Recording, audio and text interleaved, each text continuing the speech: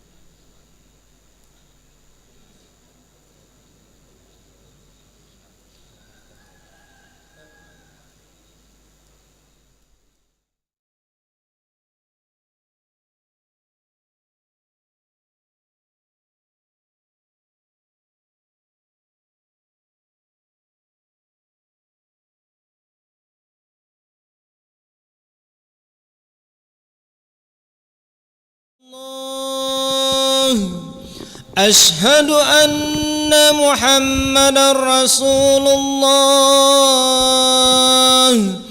حي على الصلاة حي على الفلاح قد قامت الصلاة قد قامت الصلاة الله أكبر الله أكبر لا إله إلا الله.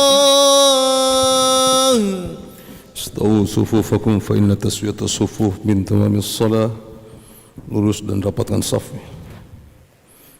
Rabbi a'udzuka min hamazati syaitan wa yahdurun. Bismillahirrahmanirrahim. Rabbul asmalikin nas ilahin nas min syarri waswasil khannas alladhi yuwaswisu fi sudurin nas min jiddah. Usalli fardhu salati subh. Imam al-hayt. Allahu Akbar. Allahu Akbar. Kasih. Ini wajah. Tusa. Syekh Nasr. Syekh Mahya. La syarika lahu.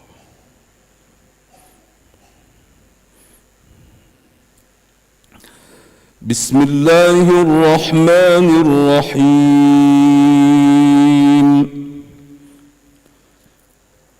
الحمد لله رب العالمين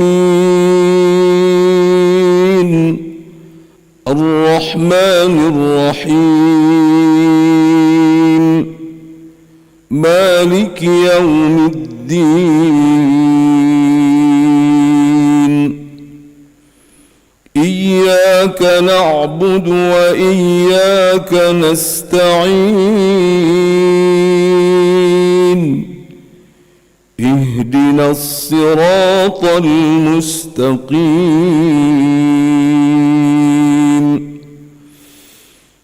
صراط الذين أنعمت عليهم غير المغضوب عليهم ولا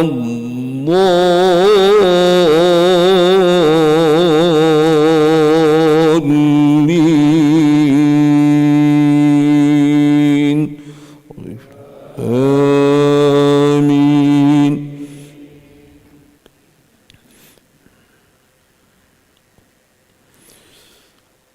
بسم الله الرحمن الرحيم. آمن الرسول بما أنزل إليه من ربه والمؤمنون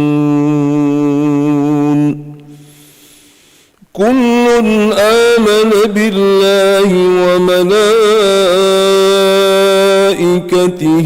وكتبه ورسله لا نفرق بين أحد من رسله وقالوا سمعنا وأطعنا غفرانك ربنا وإليك المصير. لا يكلف الله نفسا إلا وسعها لها ما كسبت وعليها ما اكتسبت ربنا لا تؤاخذنا إن نسينا أو أخطأنا ربنا ولا تحمل علينا إصرا كما حملته على الذين من قبلنا ربنا ولا تحملنا ما لا طاقة لنا به واعف عنا واغفر لنا وارحمنا أنت مولانا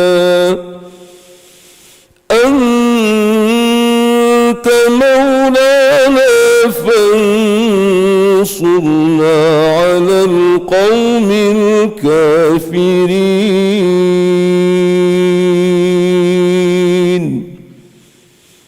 الله أكبر. سبحان الله. سمع الله لمن حمده.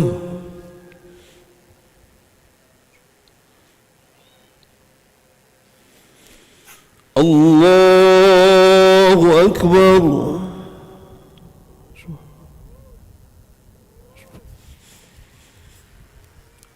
الله أكبر.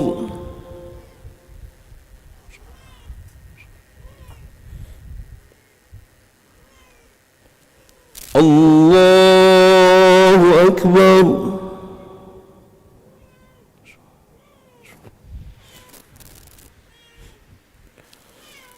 الله أكبر.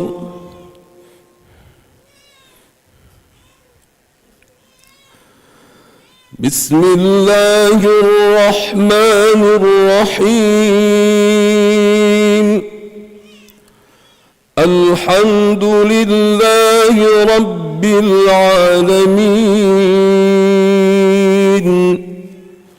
الرحمن الرحيم.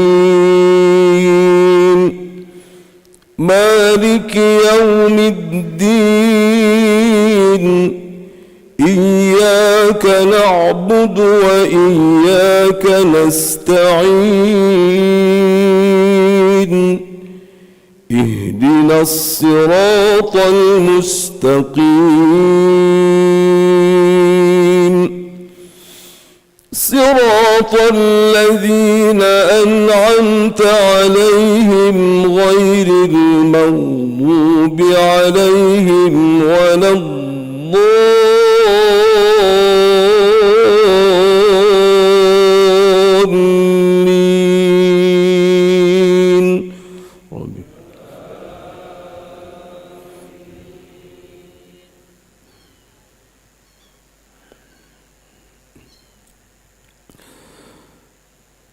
بسم الله الرحمن الرحيم.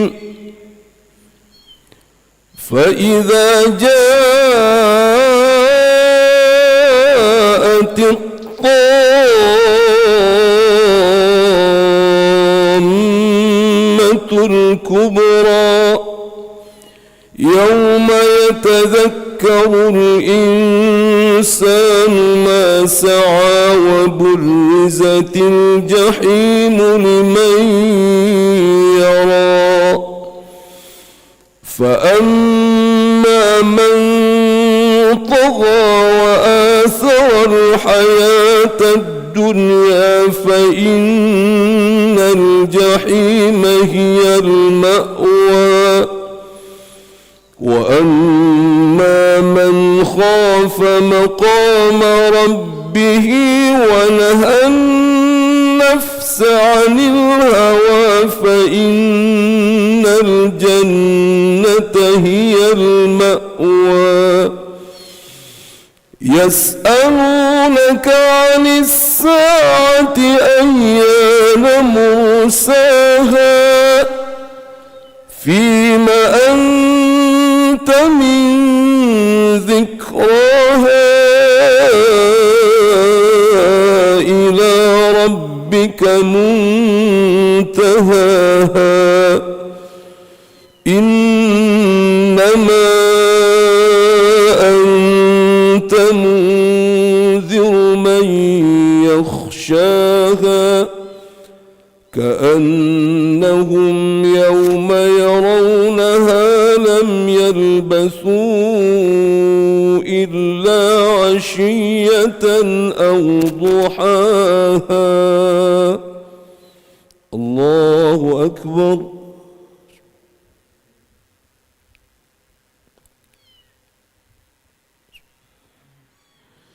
سمع الله لمن حمده.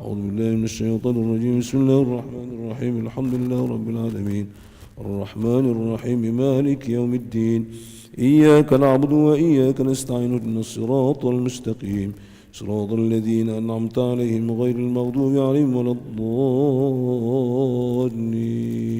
آمين.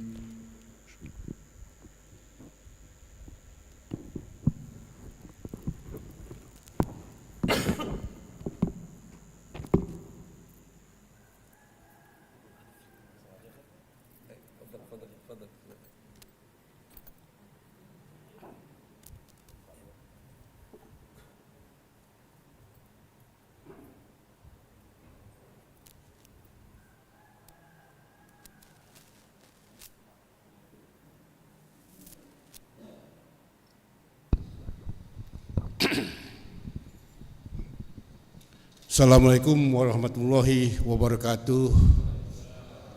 Alhamdulillahirabbil alamin wassalatu wassalam ala sayyidina mursalin wa ala alihi washabi ajmain amma ba'du. Pertama-tama tentunya kita panjatkan puji dan syukur kehadirat Allah Subhanahu wa taala bahwasanya pada pagi hari ini alhamdulillah qadarullah kita semua atas hidayah dan taufik dari Allah dapat melaksanakan ibadah sholat subuh di Masjid Baitur Rahman ini. Alhamdulillah pada pagi hari ini kita kedatangan luar biasa Ustadz Haji Rifat Ki Said Al-Falah dari Jawa Barat, Majalengka ya Ustadz ya? Cicalengka. Dari Bandung. Di Bandung. Beliau semalam bersama Ustadz Profesor Said Akil Al-Munawar di Masjid Agung berkesempatan di Masjid Baitur Rahman ini untuk menyampaikan taklim di ini. Pada bapak-bapak, ibu sekalian kami mengucapkan sekali lagi terima kasih. Semoga ini menjadi amal ibadah kita. Kami infokan kepada Ustadz bahwa masjid ini masih dalam proses pembangunan. Sudah memasuki tahun kelima. Alhamdulillah. Dengan anggaran sekitar 9M. Alhamdulillah di tengah perjalanan pertolongan Allah ada Ustadz dari Sulaiman. Di hadapan Ustadz itu ada Al-Quran untuk berinfak membangun masjid ini dengan infak satu halaman itu 10 juta rupiah. Alhamdulillah sudah dari 604 halaman itu sudah tinggal 65 halaman lagi. Dan sekarang dalam proses untuk memasang plafon dengan motif Masjid Haram. Demikian Ustadz, kami mohon doa dari Ustadz kira-kira semua amal-amalan baik kita dapat diijabah oleh Allah Subhanahu wa taala. Demikian Ustadz, kami sampaikan, kami mohon kesediaan Ustadz untuk menyampaikan taklim di pagi yang penuh barakah ini. Kurang lebih kami mohon maaf. Billahi taufiq wal hidayah. Wassalamualaikum warahmatullahi wabarakatuh. Assalamualaikum warahmatullahi wabarakatuh. Bismillahirrahmanirrahim. Assalamualaikum warahmatullahi wabarakatuh. Innal hamdalillah nusalli wa nusallimu ala Rasulillah wa ala alihi wa ashabihi wa man tabi'a hudahu wa wala. La hawla wa la quwwata illa billah. Rabbi shrah li sadri wa yassir li amri wahlul 'uqdatam min lisani yafqahu qawli. Subhanaka la ilma lana illa ma 'allamtana innaka antal alimul hakim. Sadaqallahul azim wa sadaqa rasuluhul habibul karim wa nahnu ala dhalika minasy syahidin wasy-syakirin. Walhamdulillahi Rabbil Alamin. Wa ba'd. Hadratul Muhtaraman, saya memuliakan pengurus Masjid Baitur Rahman, hadirin hadirat pejuang subuh yang luar biasa ini. Saya mohon maaf tadi karena kita berangkatnya bersamaan, jadi harus saling menunggu dengan Prof. Said Agil Husain Al-Munawwar. Tetapi sebuah kebahagiaan buat saya pada pagi ini bisa berkumpul di tempat ini. Ini adalah merupakan qudrah dan iradah Allah Subhanahu wa taala, yang dimana bahasa kerennya sekarang ini qadarullah, ketentuan Allah. Saya pun gak pernah terfikir subuh ini tanggal 23 ya, 24 Allah injakkan kaki saya di masjid ini. Padahal rumah saya jauh di Bandung, Pak. Dari Jakarta pesawat 1 jam, dari Bandung kemudian dari Jakarta ke Bandung sekitar 3 jam 4 jam. Tetapi kalau sudah mentakdirkan, idza qada amrullah, bila mana Allah sudah membuat keputusan Allah, kemudian tidak ada siapapun yang dapat menghalanginya, maka terjadilah saya bisa ada di tempat ini. Mudah-mudahan keadaan kita tempat ini, saya datang ke tempat ini senantiasa mendapatkan limpahan berkah dan rahmat daripada Allah Subhanahu wa taala. Salawat salam semoga terlimpah kepada junjungan kita Habibana wa Nabiyana Muhammad sallallahu alaihi wasallam, kepada para keluarganya, para sahabatnya, para tabi'in dan atba'it tabi'in, dan semoga rahmat keselamatan Allah juga limpahkan kepada kita hingga akhir zaman. Amin ya Allah ya rabbal alamin. Bapak Ibu yang berbahagia, tentunya ungkapan syukur kepada Allah Subhanahu wa taala harus senantiasa kita panjatkan, karena hakikatnya Allah Subhanahu wa taala yang berikan kesempatan kepada kita, yang membimbing kita melangkahkan kaki ke tempat ini. Ini bukan suatu yang sangat ringan, tetapi sangat-sangat berat bagi umat Rasul sallallahu alaihi wasallam. Ada yang rumahnya di sebelah masjid, tapi adzan saja tidak terdengar. Tetapi ada rumahnya yang jauh dari masjid, tetapi atas hidayah Allah Subhanahu wa taala, maka dia ringan melangkahkan kakinya untuk sampai ke Baitullah ini. Rumah Allah adalah merupakan tempat yang paling mulia di muka bumi ini. Tidak tempat yang lebih mulia daripada masjid, sekalipun masjid itu dalam bentuk yang kecil, dalam suasana yang kumuh, dibandingkan dengan rumah yang mewah, besar, bersih, harganya mungkin luar biasa, tetapi tetap di mata Allah, Allah akan melihat masjid tempat bersujud kepada Allah Subhanahu wa taala. Maka hari ini sesungguhnya siapapun kita yang ada di masjid ini sedang mendapatkan pandangan dan kasih sayang kepada Allah Subhanahu wa taala. Mudah-mudahan sekali lagi hari ini di tempat ini Allah senantiasa limpahkan kebaikan bagi kita semuanya. Bapak yang berbahagia, ketika sampai ke Palembang saja kemudian saya mendapatkan jadwal dari Ustaz Tarmizi. Ustaz mohon untuk menyampaikan, insyaallah mudah-mudahan ini menjadi kebaikan bagi kita semuanya, dan Al-Fakir merasa bahwa masih jauh daripada kesempurnaan ilmu, tapi paling tidak bisa menyampaikan beberapa hal yang mudah-mudahan bisa bermanfaat bagi kita semuanya. Bapak Ibu yang berbahagia, bisa kita lihat hari ini kira-kira berapa persen yang usianya di bawah 30 tahun yang di masjid ini? Ada berapa orang ya yang di bawah 30 tahun? Di bawah 20 tahun? Saya lihat ada ananda yang kecil nih, luar biasa nih. Di bawah 10 tahun, mungkin di bawah 20 tahun sudah bisa melangkahkan kaki ke masjid ini. Sekali lagi ini bukan sesuatu yang biasa, tapi harus sesuatu yang luar biasa dan harus kita syukuri kepada Allah Subhanahu wa taala. Di mana kita dikatakan Allah Subhanahu wa taala menjadi orang yang paling kaya di muka bumi ini. Kita sering mendengar bahwa orang yang bisa melaksanakan salat sunnat 2 rakaat sebelum subuh, maka Allah akan melimpahkan setengah keutamaan daripada bumi ini. Jadi siapapun orangnya di mata Allah Subhanahu wa taala adalah sekaya-kayanya orang ketika dia bisa melaksanakan 2 rakaat sunnah sebelum subuh.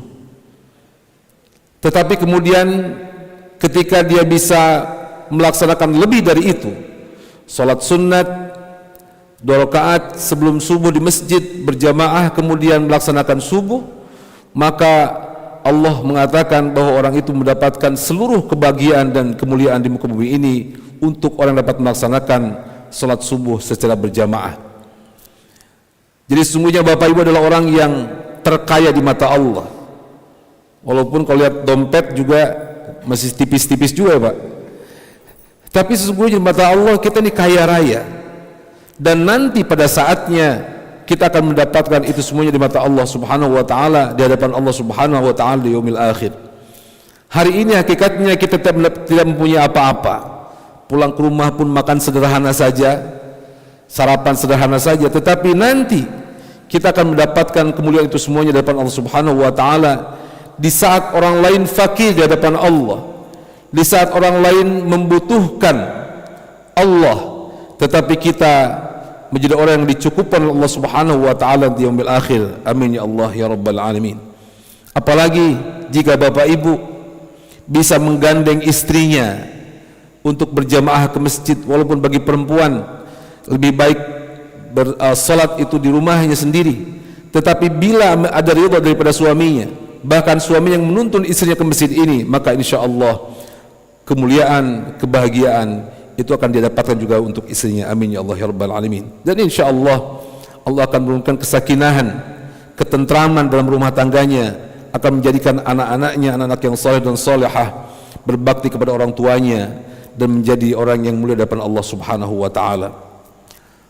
Bapak Ibu berbahagia, semoga saja anak keturunan kita menjadi anak keturunan yang menjadi orang yang mendapatkan kemuliaan daripada Allah, bahkan menjadi generasi Al-Quran. Kenapa demikian? Karena kita lihat Bapak Ibu, di mana hari ini kita sangat sulit melihat anak-anak kita yang istiqamah dalam hidupnya paling tidak sehari membaca 1 ayat saja Al-Quran, jangan menghafal, tetapi membaca saja. Bisa kita saksikan apakah kemalasan membaca kalamullah ini tumbuh dari dirinya sendiri, atau karena juga melihat orang tuanya juga tidak pernah baca Al-Quran. Saya nggak tahu ini yang lebih banyak yang mana, apa anak yang malas atau orang tuanya tidak mencontohkan kepada anaknya. Dan saya yakin di sini adalah orang tua yang bisa memberikan contoh yang baik kepada anaknya. Karena bagaimanapun Rasul mengatakan bahwa seorang anak itu dilahirkan dalam keadaan fitri. Fakana abawahu yuhawwidanihi aw yunassiranihi. Kullu mauludin yuladu 'alal fitrah. Fakana abawahu yuhawwidanihi aw yunassiranihi aw yumajjisanihi. Setiap anak itu lahir dalam keadaan fitrah, dalam keadaan suci sesuci-sucinya. Kalau orang mengatakan ibarat kertas itu putih bersih, tidak ada sedikit pun noda pada kertas itu. Tetapi mulailah dari situ. Fakana abawahu yuhawwidanihi aw yunassirani aw yumajjisani. Tamthil ini adalah kemudian di tangan ibu bapaknya lah, apakah anak ini akan menjadi kertas yang hijau, yang kuning, yang merah, yang abu-abu, bahkan hitam sekalipun.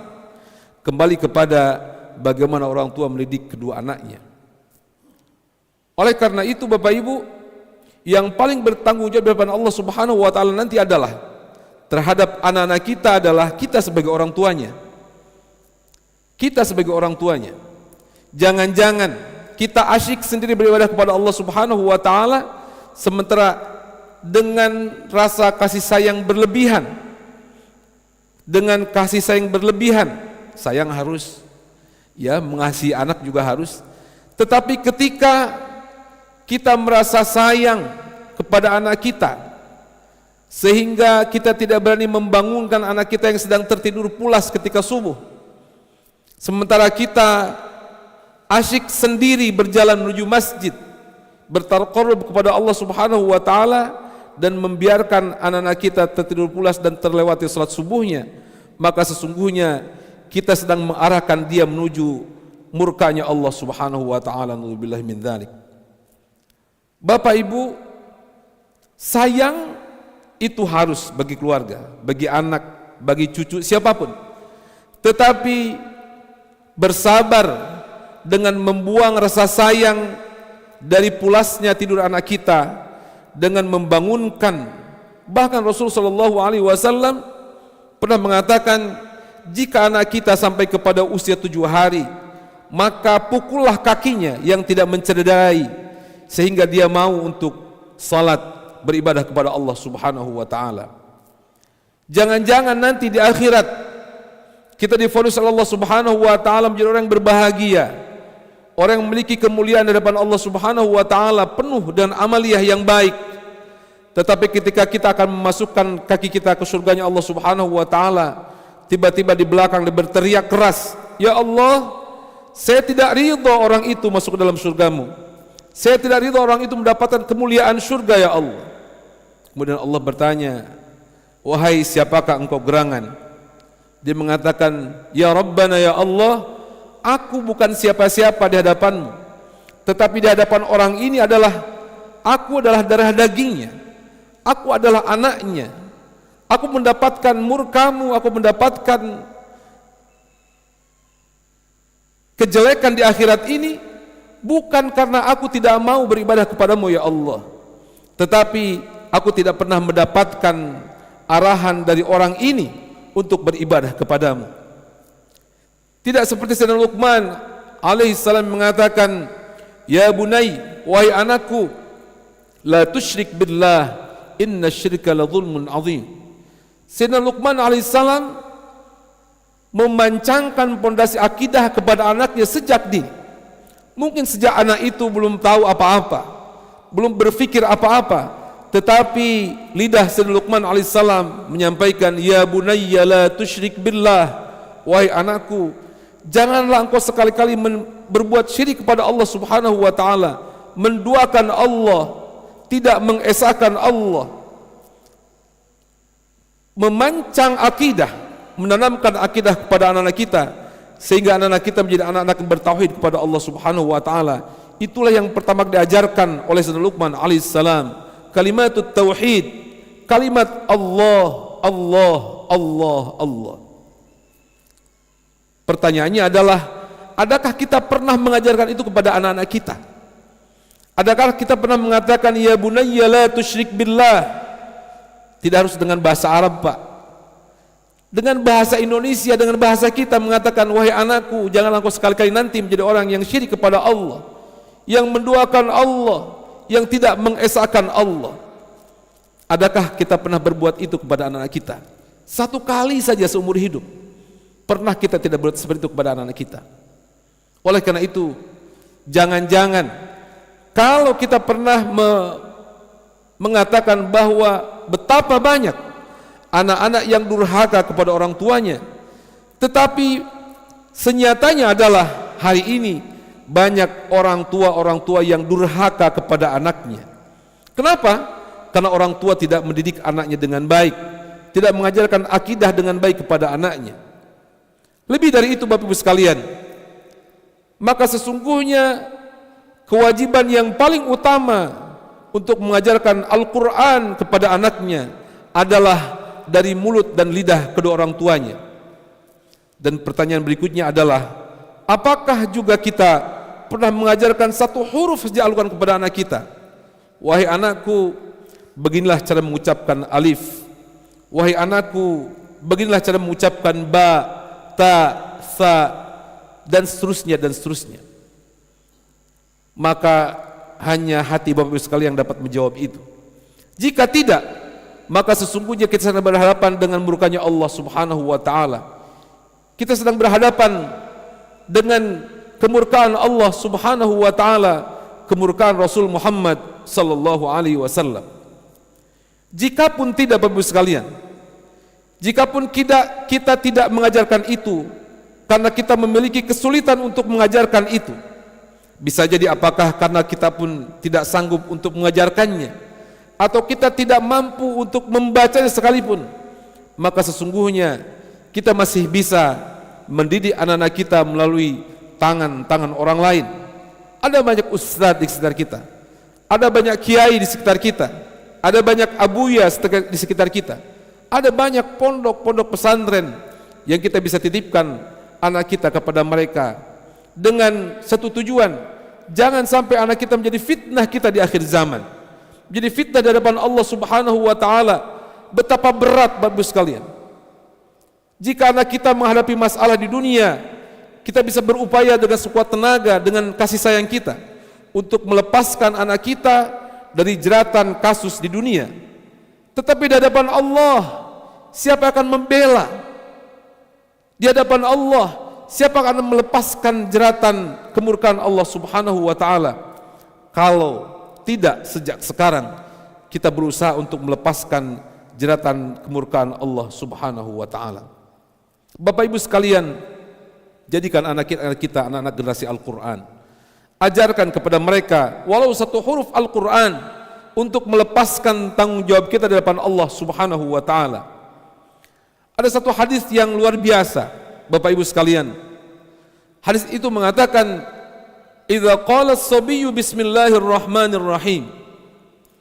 Jika seorang anak bisa mengucapkan bismillahirrahmanirrahim dengan baik, dengan benar, dengan fasih, dengan tidak tertukar antara satu huruf dengan huruf yang lainnya, tepat dalam pembacaannya sesuai dengan bacaan yang pernah disampaikan Rasul sallallahu alaihi wasallam kepada sahabatnya, sahabat kepada tabi'in, tabi'in kepada atba'it tabi'in, atba'it tabi'in kepada salafus salih, dan terus sampai kepada kita umat Rasul Muhammad sallallahu alaihi wasallam, dan itulah yang disebut dengan sanad al-musalsalah. Satu bacaan yang bersanad dan berterusan sampai kepada guru-guru kita, sampai kepada kita. Rasul yang membacakan bismillahirrahmanirrahim seperti Rasul yang membaca. Seperti itu juga para sahabat membaca bismillahirrahmanirrahim. Seperti itu pula para sahabat, para tabi'in membaca bismillahirrahmanirrahim. Sama juga para salafun salih membaca bismillahirrahmanirrahim. Dan terus kepada anak-anak kita, sampai kepada kita dengan bacaan yang sama, bismillahirrahmanirrahim.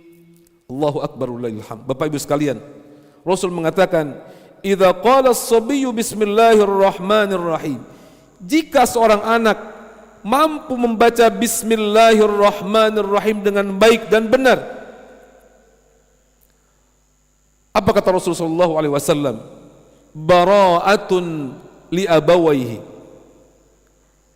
Anak itu akan membebaskan orang tuanya dari kemurkaan Allah Subhanahu wa taala, dari siksa yang menjerat orang tuanya untuk mendapatkan siksanya Allah Subhanahu wa taala. Dibebaskan dengannya anak itu bisa membaca bismillahirrahmanirrahim. Karena anak itu sedang membaca Al-Qur'an, anak itu sedang belajar Al-Qur'an. Yang pertama, bara'atun lah. Allah membebaskan anak itu karena dia sedang belajar Al-Qur'an, bisa membaca Al-Quran, maka terlepas dia daripada kemurkaan Allah Subhanahu wa taala. Yang kedua, bara'atun li abawai. Anak itu membebaskan orang tuanya dari kemurkaan Allah Subhanahu wa taala. Bapak Ibu, satu ketika ada satu hikayat mengatakan, ketika orang tuanya hendak meninggal, kemudian orang tuanya berpesan kepada sahabatnya. Dia mengatakan, "Wahai sahabatku, tolong jaga anakku. Didik anakku dengan didikan yang baik, ajarkan dia Al-Quran.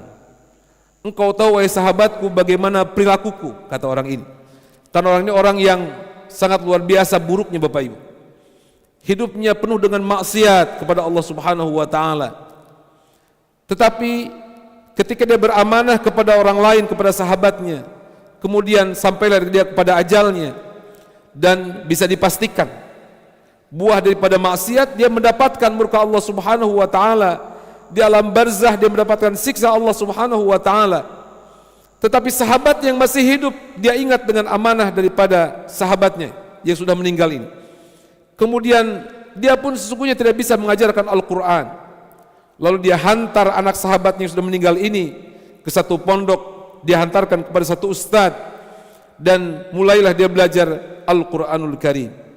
Maka ketika anak ini sampai kepada bacaan yang baik dan benar, Bismillahirrahmanirrahim, maka orang tua dalam barzah yang mendapatkan siksa yang luar biasa daripada Allah Subhanahu wa taala seketika dibebaskan oleh Allah Subhanahu wa taala. Kemudian penuh dengan keheranan, dia bertanya kepada malaikat, "Wahai malaikat, kenapa engkau berhenti menyiksaku? Bukankah aku orang yang penuh dengan dosa, dengan maksiat?" Kemudian apa jawab malaikat? "Wahai fulan, aku diperintahkan oleh Allah Subhanahu wa taala untuk berhenti menyiksamu dalam barzah. Apa gerangan wahai malaikat yang beri sebab engkau berhenti menyiksaku?" Maka kata Allah, "Hentikan siksa kepada orang ini karena anaknya sudah bisa membaca kalamku," kata Allah Subhanahu wa taala, sudah bisa membaca Bismillahirrahmanirrahim. Bara'atun lahu wa bara'atun li abawaihi wa bara'atun lil muallim. Dan anak yang bisa membaca Al-Quran yang diajarkan oleh gurunya, maka sesungguhnya anak itu pun nanti akan melepaskan jeratan murka Allah Subhanahu wa taala bagi gurunya sendiri jika gurunya kelak mendapatkan murka Allah Subhanahu wa taala. Bapak Ibu sekalian, apa yang kita perbuat pada hari ini kalau bukan kita berusaha sekuat tenaga untuk mendidik anak-anak kita menjadi ahlul Quran, menjadi orang-orang yang pandai membaca Al-Quran, bahkan menghayati dan mengamalkan Al-Quran. Tidak usah risau Bapak Ibu jika ada orang yang mengatakan untuk apa hanya membacanya saja kalau tidak bisa mengamalkannya. Bahkan ada yang mengatakan orang yang membaca Al-Quran senantiasa tanpa tahu maknanya, maka orang itu seperti kalau di Sunda itu seperti monyet. Di sini monyet sama monyet juga Pak ya? Enggak beda, monyet di sini dengan monyet di Sunda sama aja ya? Maka orang itu seperti layaknya binatang monyet yang bahasa Sundanya monyet ngagugulung kelapa gitu. Kelapa sama. Ya, beruk yang dia ingin memakan kelapa tapi nggak bisa. Dia hanya mainkan saja. Seperti beruk yang mempermainkan kelapa. Ada yang mengatakan begitu. Orang yang bisa baca Quran tidak bisa mengetahui maknanya, tidak bisa mengamalkannya, seperti beruk yang sedang mempermainkan kelapa. Allahu Akbar kabir. Kemudian almarhum ayah saya menjawab, lebih tragis lagi, ada orang yang tahu artinya tetapi tidak bisa membaca dengan benar kepada Al-Quran, bukan lagi seperti beruk yang sedang mempermainkan kelapa, tetapi seperti beruk yang tertimpa kelapa di kepalanya. Itu lebih parah lagi. Kalau beruk mempermainkan masih hidup, tapi kalau beruk tertimpa kepalanya oleh kelapa, maka dipastikan beruk itu menjadi mati. Apakah kita menjadi beruk yang mempermainkan kelapa atau menjadi beruk yang tertimpa kelapa? Yang paling bagus adalah menjadi orang yang bisa makan kelapa, Bapak Ibu sekalian. Oleh karena itu, Bapak Ibu sekalian, ajarkan kepada anak kita Al-Quran. Saya ingin bercerita sedikit. Dan kisah ini saya dapatkan dari seorang ulama di negeri tetangga sebelah kita. Betapa Al-Quran membawa kemuliaan kepada siapapun yang cinta kepadanya. Allahu Akbar kabir.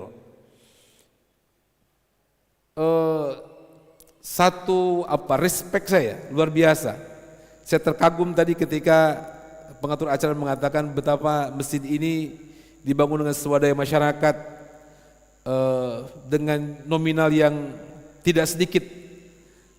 Mohon maaf juga ini sama juga.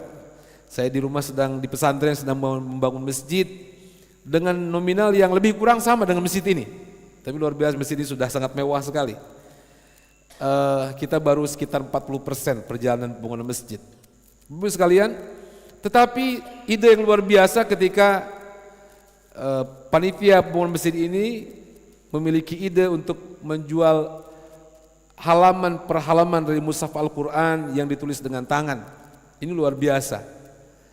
Dan sudah terjual berapa Pak? 540 harapan. Artinya 5,4 miliar sudah terkumpul dari saudara-saudara kita yang cinta kepada Al-Quran. Bapak Ibu sekalian, cerita ini adalah cerita yang sangat inspiratif karena kecintaan seseorang kepada Al-Quranul Karim. Mudah-mudahan ini menjadi juga motivasi buat kita supaya kita lebih mencintai Al-Quran. Bahkan dengan cinta kepada Al-Quran kita bisa berpartisipasi menyimpan satu buah batu bata di masjid ini, satu buah lantai di masjid ini, dan hingga akhir zaman kita masjid ini dipakai untuk beribadah kepada Allah Subhanahu wa taala, maka sampai itu pula pahala tidak akan pernah berhenti kepada kita. Bapak Ibu berbahagia, kisah ini bermula ketika ada satu orang ulama yang berjalan di tengah gelapnya malam. Karena dulu belum seterang zaman sekarang. Bahkan ulama itu dalam menyusuri dakwahnya dia selalu memegang obor ya. Dia pegang obor. Dia berjalan selangkah demi langkah. Sampailah dia kepada satu tempat di tengah kegelapan malam itu. Tiba-tiba ada satu cahaya yang luar biasa terangnya. Dan cahaya itu cahaya yang memancar sangat terang dari bumi ke langit. Cahaya yang luar biasa. Waktu itu belum ada sinar laser, belum ada lampu-lampu yang berkilatan, tetapi tiba-tiba ada suatu cahaya yang sangat terang benderang, dan cahaya itu bermula dari bumi, dari tanah. Kemudian dengan penuh penasaran, maka ulama ini melangkahkan kakinya menuju ke tempat di mana sumber cahaya itu. Kemudian singkat cerita Bapak Ibu, sampailah kiai ini, ulama ini ke tempat itu. Ternyata Bapak Ibu, tempat itu adalah cahaya itu bersumber dari tanah, dan tanah itu adalah satu pemakaman, satu makbarah, satu kuburan. Karena zaman dulu belum ada tulisan dan sebagainya, kemudian buatlah tanda di tempat itu. Dengan penuh rasa penasaran, maka ulama ini mengatakan dalam hatinya, besok saya akan cari siapakah sahibul maqam ini, siapakah yang dimakamkan di tempat ini. Kemudian singkat cerita besok harinya kiai ini mendatangi tempat itu lagi. Baru ternampak pada siang hari ternyata namanya Fulan bin Fulan.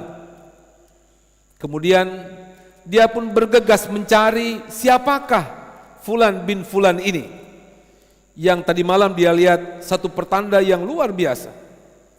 Karena dia menganggap bahwa ketika ada sumber cahaya dari satu makom itu, maka dipastikan ini bukan orang sembarangan, ini orang yang luar biasa, ini orang yang memiliki amaliyah luar biasa. Kemudian setelah dia tanya sana sini, tibalah ada orang yang menjawab, oh ini adalah makamnya Fulan bin Fulan, rumahnya di ujung gang sana, dan masih ada istrinya yang ditinggalkan oleh suaminya. Singkat cerita sampailah ke rumah itu, kemudian Assalamualaikum dijawab dari dalam rumah, Waalaikumsalam, dipersilakan masuk ke dalam rumah, dan kemudian dia bercerita ke sana kemari, sampailah kepada satu cerita, satu pembicaraan. Ulama ini bertanya kepada istrinya, wahai ibu yang menjadi istri daripada Fulan bin Fulan, betul? Dia mengatakan, wahai ibu, tolong ceritakan kepada saya, apakah gerangan keutamaan amaliyah suami ibu? Kemudian istri ini, istri yang sahibul maqam ini dengan terkaget-kaget, gerangan apa wahai kiai, wahai ustadz? Engkau bertanya seperti itu kepada saya tentang suami saya.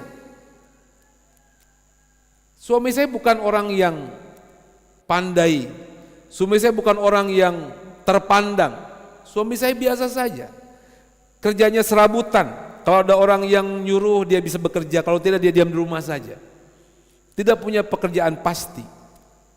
Kemudian berceritalah kiai ini, wahai ibu, saya mendapati satu pertanda yang luar biasa, dan itu terpancar dari makom suami ibu. Dia makin lagi, betulkah itu adalah makam suami? Betul. Nama suami ibu Fulan bin Fulan, mengatakan betul. Dia kemudian Kiai ini mengatakan, wahai ibu, dari makom itulah Allah perlihatkan satu pertanda yang luar biasa, di mana dari makom itu terpancar cahaya yang sangat luar biasa terang benderang. Kemudian terkaget-kaget istrinya ini. Dia mengatakan, wahai Ustadz, wahai Buya, apa yang harus saya ceritakan kepada engkau? Karena suami saya adalah suami yang ibadahnya biasa saja. Dia tidak pernah tertinggal sholat fardu, itu saja. Sholat sunat pun kalau dia mau dia sholat, kalau tidak ya tidak. Bahkan wahai Buya, wahai Kiai, saking biasanya suami saya ini adalah orang yang bodoh, bahkan tidak bisa membaca Al-Quran. Suami saya buta huruf Al-Quran. Bagaimana dia mendapatkan keutamaan seperti itu, yang seperti yang kau ceritakan? Kemudian Kiai ini mengatakan, wahai ibu, tolong ingat-ingat lagi, apa kira-kira yang menjadi keutamaan, kebiasaan yang baik dari suami ibu? Kemudian istrinya berpikir keras, mengingat-ingat lagi kira-kira apa yang menjadi keutamaan daripada suaminya.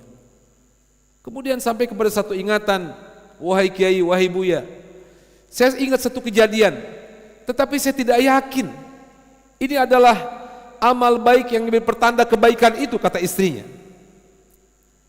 Kemudian diceritakan oleh istrinya, wahai Buya, wahai Kiai, seperti yang saya tadi ceritakan, suami saya orang yang bodoh, dia beribadah biasa saja. Saking bodohnya suami saya tidak bisa membaca Al-Quran, buta huruf Al-Quran. Tetapi suami saya punya Al-Quran yang sangat dia cintai betul. Bahkan boleh jadi dia lebih sayang, lebih cinta, lebih perhatian kepada mushaf Al-Quran itu ketimbang dengan saya, kata istrinya. Dia jaga betul Al-Quran itu, padahal saya tahu dia tidak bisa membaca Al-Quran. Kemudian dengan penuh keheranan si Kiai ini bertanya lagi, apa yang dilakukan dengan Al-Quran? Kemudian istrinya menjawab, wahai Kiai, suami saya itu kalau kebetulan dia mau bangun malam, maka saya pernah melihat satu kejadian. Di malam itu, setelah dia sholat tahajud, kemudian dia membawa Al-Quran kesayangan ke hadapannya. Dia ambil Al-Quran dengan penuh kasih sayang, dengan penuh penghormatan. Bahkan dia simpan di atas kepalanya. Kalaulah saat itu kami memiliki sedikit wewangian, maka dia ambil wangi-wangian itu dan dia sapukan kepada Al-Quran sehingga Al-Quran menjadi wangi. Dan dengan penuh penghormatan dia bawa Al-Quran dengan penuh kasih sayang.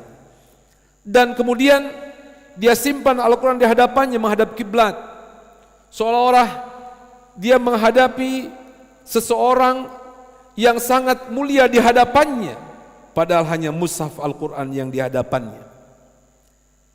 Lalu kemudian setelah dia diam di hadapan Al-Quran, dia buka lembar demi lembar Al-Quran, dia tatap Al-Quran, dia pandang Al-Quran, padahal sekali lagi saya tahu dia tidak bisa membaca Al-Quran, dia buta huruf Al-Quran. Allahu Akbar kabir, Bapak Ibu sekalian. Bahkan wahai Buya,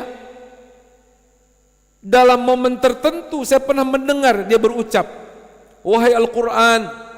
Si orang ini mengatakan, wahai Quran, engkau tahu bahwa aku tidak mampu membacamu. Aku tidak bisa membaca huruf per huruf daripada kalamullah, dan itu ada padamu wahai Al-Quran. Aku menyesal aku tidak dapat membaca kalamullah. Tetapi wahai Al-Quran, saksikan olehmu hari ini. Wahai Al-Quran, saksikan olehmu diriku yang tidak bisa membaca Al-Quran, tetapi aku sangat cinta kepadamu wahai Al-Quran. Aku sayang kepadamu dengan sesayang-sayangnya, dengan kecintaan yang penuh. Aku muliakan engkau wahai Al-Quran. Itu yang saya bisa, itu yang aku bisa untuk memuliakanmu wahai Al-Quran. Bahkan Bapak Ibu, Tidak jarang kata istrinya ini tiba-tiba menetes dari matanya, air matanya menetes kepada mushaf Al-Quran. Allahu Akbar kabir. Bapak Ibu, orang ini tidak bisa membaca Al-Quran, tidak pernah membaca Al-Quran, tetapi dia hanya punya cinta saja kepada Al-Quran. Kemudian sang buya ini bertanya kepada istrinya, wahai fulanah, tolong ambilkan mushaf kecintaan suamimu. Diambillah mushaf itu, diberikan kepada sang buya.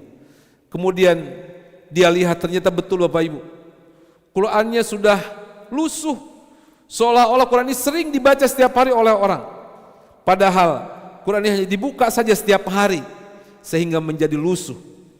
Bahkan di beberapa halaman terlihat masih nampak bekas-bekas air mata sahibul Quran ini. Allahu Akbar kabir.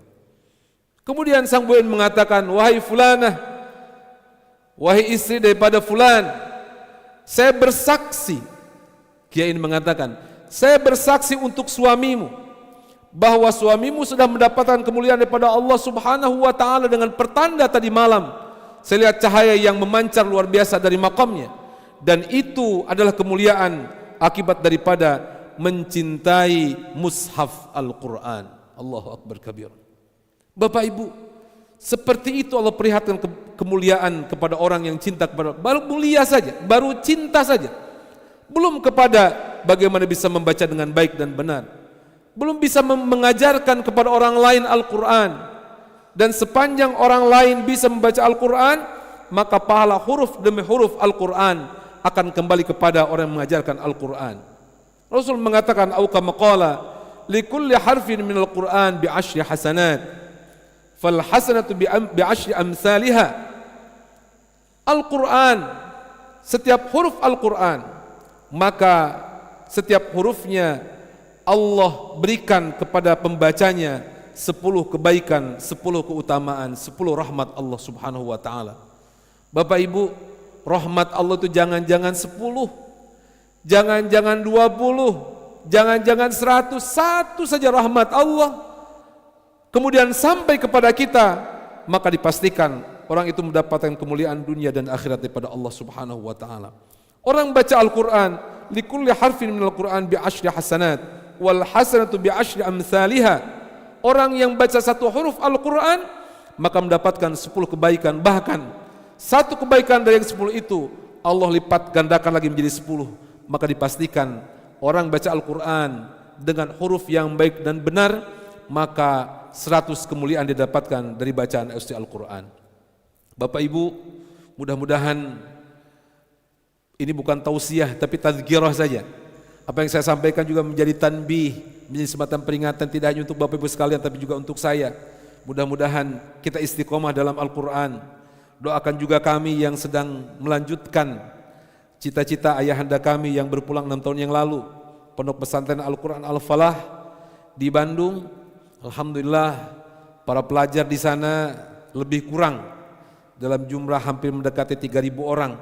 Dan itu adalah amanah daripada orang-orang yang ingin anaknya bisa membaca Al-Quran.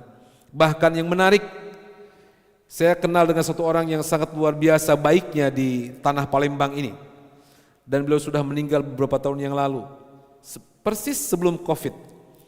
Beliau adalah seorang mu'allaf yang menjadi tempat bersandarnya para mu'allaf di Palembang ini. Kalau Bapak Ibu mengenal namanya Pak Haji Didi, ketua PT di Palembang ini, saya kenal dengan beliau dan sangat luar biasa, dan saya bersaksi beliau adalah orang yang sangat baik dan insya Allah mendapat kemuliaan di hadapan Allah Subhanahu wa taala. Beliau pernah mengirim beberapa orang ke pondok, anak-anak angkatnya, dan dia biayai sendiri anak-anaknya. Bahkan ada satu orang mu'allaf yang, mohon maaf saya sebut namanya karena dia Cina, dia keturunan Tionghoa, namanya Ahok. Sama seperti orang Cina yang lainnya, dengan gesturnya, dengan bentuknya seperti itu. Dia bawa anak ini ke ayah saya, dia bilang, Pak Kiai, hari ini saya ingin menitipkan satu anak angkat saya, dia mu'allaf. Dia belum bisa mengucapkan satu huruf pun Al-Quran, tetapi saya ingin anak ini menjadi anak yang bermanfaat, anak yang baik. Anak ini cerdas, anak ini pandai. Kemudian Tetapi saya mohon kepada Pak Kiai, ayah saya dia bilang begitu, mohon minta nama katanya, minta nama, karena nama dari lahirnya namanya Ahok, seperti kebanyakan keturunan yang lain ini banyak namanya Ahok. Kemudian ayah saya mengatakan, Pak Didi, namanya jangan dirubah katanya, namanya jangan dirubah, supaya dia ingat juga dari mana dia bermula. Cukup tambah saja di depannya dengan nama Muhammad, sehingga namanya menjadi Muhammad Ahok. Dan jadilah dia seorang santri di pesantren kami. Tetapi Masya Allah Bapak Ibu sekalian, setelah 4 tahun dia belajar di tempat kami, apa yang dia dapat? Alhamdulillah wa syukru ala ni'amillah. Orang yang tidak tahu satu huruf pun Al-Quran, bahkan dari mu'allaf, setelah 4 tahun dia berhasil menghafal 30 juz Al-Quran. Tidak saya bisa membaca Al-Quran, tapi hafal 30 juz Al-Quran. Bahkan dia menyelesaikan kuliah S2-nya di Bandung. Pak Didi mendapatkan kemuliaan Allah dari menyimpan seorang anak yang bukan siapa-siapa, bukan anaknya, bukan cucunya, anak orang lain, bahkan mu'allaf yang orang tuanya bukan muslim. Tetapi saya yakin dengan seyakin-yakinnya, dengan kebaikan anak ini, maka dia mendapatkan pahala berlipat daripada Allah Subhanahu wa taala. Orang yang berbuat kebaikan, kemudian kebaikan berterusan sampai yaumil akhir, maka tidak pernah berhenti kebaikan kepada orang yang memberikan contoh kebaikan. Mudah-mudahan juga ada Pak Didi lain di tempat ini. Tidak harus keturunan dulu Bapak Ibu sekalian. Untuk berbuat baik, jadilah dari diri kita sendiri dan diawali dari apa yang kita bisa. Jangan nunggu berbuat baik, nunggu yang besar-besar dulu. Perbuatlah dari yang apa kita bisa, sekecil apapun yang kita mampu berbuat baik, maka insya Allah Allah akan lipat gandakan pahala perbuatan baik itu. Bapak sekalian, mudah-mudahan kisah ini menjadi inspirasi kita semuanya dan menjadikan kita orang-orang yang termotivasi untuk berbuat baik ke depan, sehingga pada akhirnya kita akan menjadi orang-orang yang mulia di hadapan Allah Subhanahu wa taala. Kita berdoa kepada Allah Subhanahu wa taala, mudah-mudahan ayah saya berwasiat kepada kami semuanya. Dia bilang kalau berdoa itu jangan banyak-banyak, cukup 5 saja. Nggak usah pakai bahasa Arab juga nggak apa-apa. Tapi 5 niat dalam berdoa ini senantiasa kita panjatkan dalam setiap doa-doa kita. Yang pertama, kita berdoa kepada Allah, mudah-mudahan kita diberikan usia yang berkah dan panjang. Amin ya rabbal alamin. Kita semuanya ingin berusia panjang dan dalam keberkahan kepada Allah Subhanahu wa taala. Yang kedua, setelah kita mohon kepada Allah usia yang panjang, semoga Allah memberikan kesehatan lahir dan batin kepada kita. Apa gunanya umur panjang tapi setiap hari sakit terus, sulit untuk beribadah. Umur panjang tetapi dalam rasa sakit itu bukan sesuatu yang baik. Oleh karena itu bermohon kepada Allah, mudah-mudahan setelah kita dikabulkan Allah umur panjang, Allah kabulkan kita dalam keadaan sehat walafiat lahir dan batin. Yang ketiga, setelah kita umur panjang, sehat lahir batin, mudah-mudahan yang kita dapatkan pula apa? Allah berikan rizki yang berlimpah dan bermanfaat. Untuk apa rizki sedikit apalagi tidak bermanfaat? Kalau disuruh milih, mending rizki sedikit manfaat, mending rizki banyak tidak manfaat. Pasti jawabannya yang tidak ada dalam pertanyaan saya. Rizki banyak dan bermanfaat, dan itu yang kita pingin.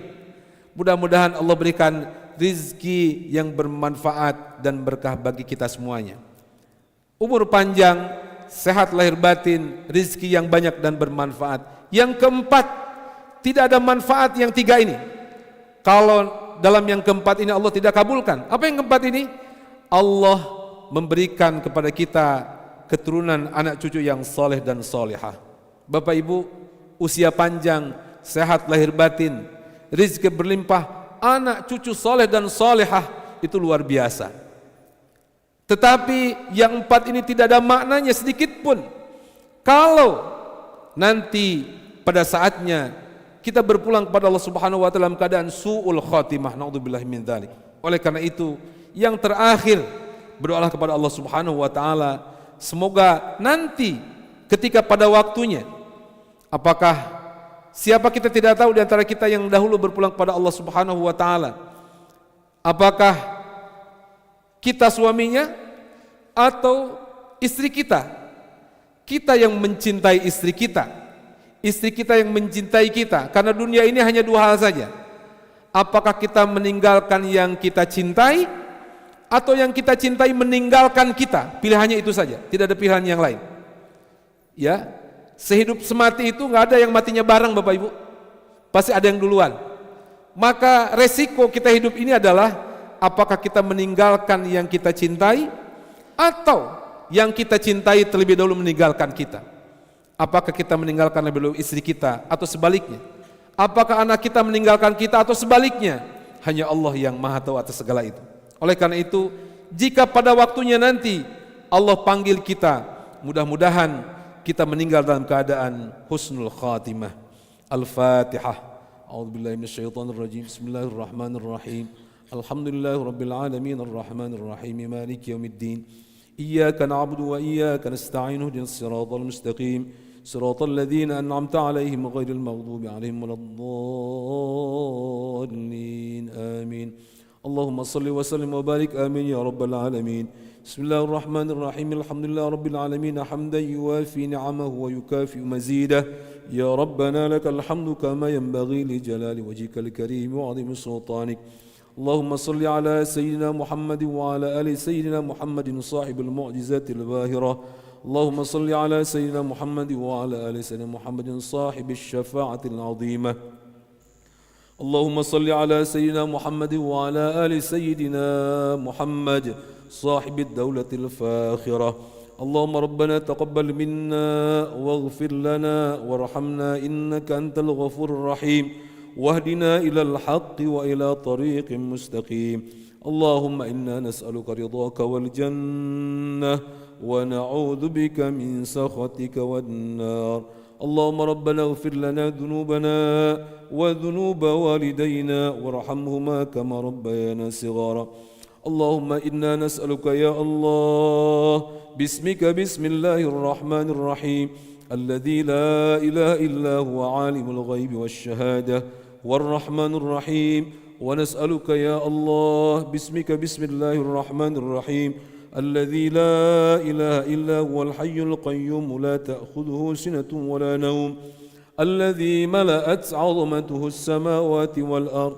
ونسألك يا الله باسمك بسم الله الرحمن الرحيم الذي لا إله إلا هو عنت له الوجوه وخشعت له الأبصار ووجلت القلوب من خشيته أن تصلي وتسلم على سيدنا محمد وعلى آل سيدنا محمد وأن تعطينا مسائلنا وتقضي حوائجنا. Silakan Bapak Ibu sebutkan dalam hati kebutuhan kita, hajat kita kepada Allah, hajat dunia maupun hajat akhirat. Doa kita kepada Allah, doa untuk kebaikan dunia maupun akhirat. Wa an tu'tiyana masailana wa taqdi hawaijana. Wa an tu'tiyana masailana وتقضي حوائجنا.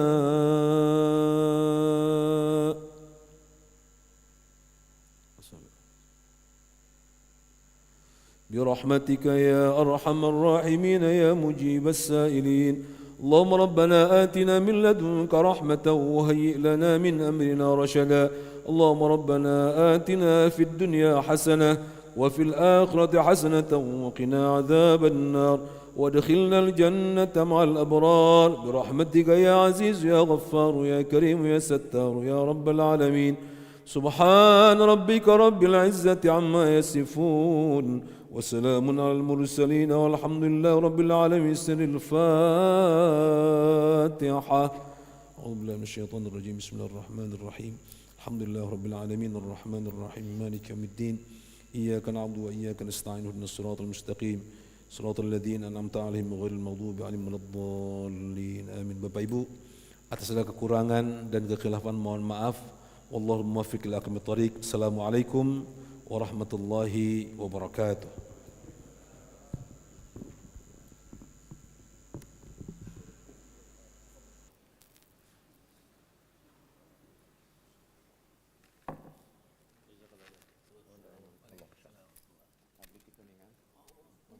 Alhamdulillah tuh sami-sami. Sami bobotak. Tapi kesalami di dia terus. Alhamdulillah 20 tahun. Allah dari Jamal di Palimantan. Di Unsri. Sri. Kapumpur dosen Sri Pak Anis sudah. Sudah. Waktu pernikahan Pak Didi.